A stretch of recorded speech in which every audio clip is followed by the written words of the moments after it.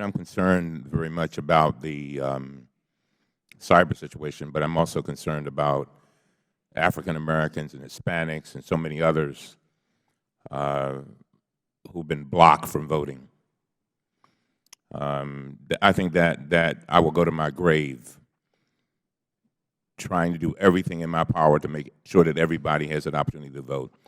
My foreparents were denied it over and over again, and I'm seeing a lot of the same things happening today.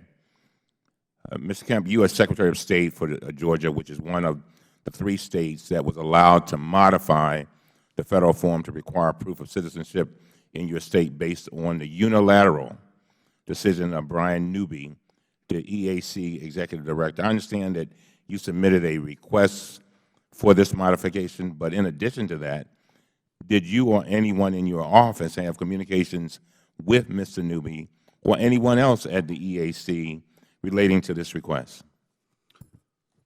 I'd have to look back and see if that was the case before or after. I know we had written letters asking for this issue to be treated like the EAC had treated previous instances where we could simply treat the federal form the same way that we treat the state form in our state.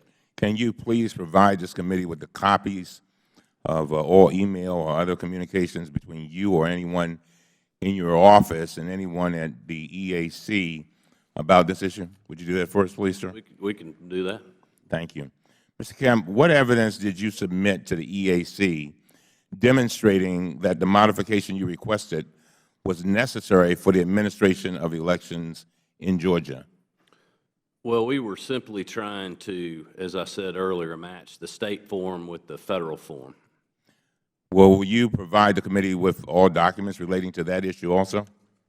We certainly can look into that.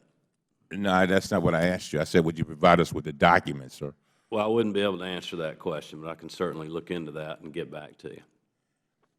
I'd like you to provide to the committee any and all documents that you and your office have relating to any analysis you did regarding the impact on eligible voters that your request would have.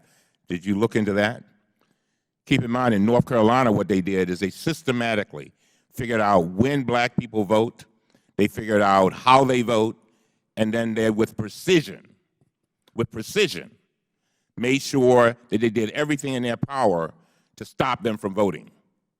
And so I just want to make sure that we have documentation. I'm sure whatever you did is proper, but I'd just like to know it would be congressional malpractice on my part as a son of people who could not vote to sit here and have you all here and not address this issue. So I'd just like to have the documents, that's all. I'm sure you got justification.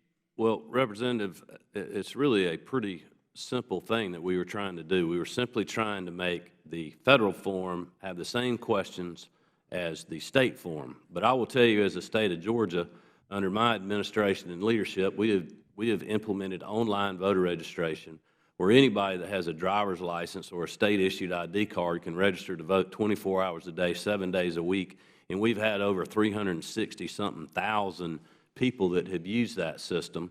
Right now, we have a student ambassadors program that we started last year with a pilot of 14 high schools around the state and 150 kids. It's now ballooned over 800 students in any kind of high school that you can imagine across the state of Georgia. We have over 102 high schools where we're actually teaching students in the school to register their peers to vote. So I can assure you, if anybody that meets the requirements and wants to register to vote in Georgia, they can easily do so. I'm glad to hear that. I just have two more questions. The Court of Appeals for the D.C. Circuit temporarily halted and reversed the unilateral action by the EAC Executive Director. However, prior to that, do you know how many voters in Georgia have tried to register using the federal form and were turned away because they did not provide proof of citizenship? I wouldn't be able to answer that question. And how long will you need to get back to us on that? Can you get that information? I'll have to check on that and get back to you. Yeah, Mr. Chairman, as I said, I'm just concerned when Justice Ginsburg was talking about Texas.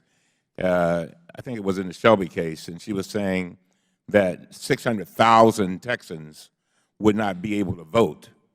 I mean, if we want to have an emergency, that's what the emergency ought to be about. Every single person, I don't care whether they're Tea Party, Green Party, Democrat, or Republican, I will fight for their right to vote. And I just want to thank you, Mr. Chairman, for your courtesy, and I look forward to your responses, Attorney General, Secretary of State Kemp. Gave you a promotion. Let me just make one point. While we were asking for the form to be changed, we never stopped taking the federal form. But can you understand, and I'm almost finished, Mr. Chairman, but can you understand why African-American people, Hispanics, and others might be upset when people are blocking? I'm not saying you. When people are blocking them from voting, when they're paying taxes and working hard and doing everything they're supposed to do and not be able to vote? I mean, can you understand it? Well, I can understand it, but I can assure you that that's not happening in Georgia. Actually, we've seen minority participation increase in our state.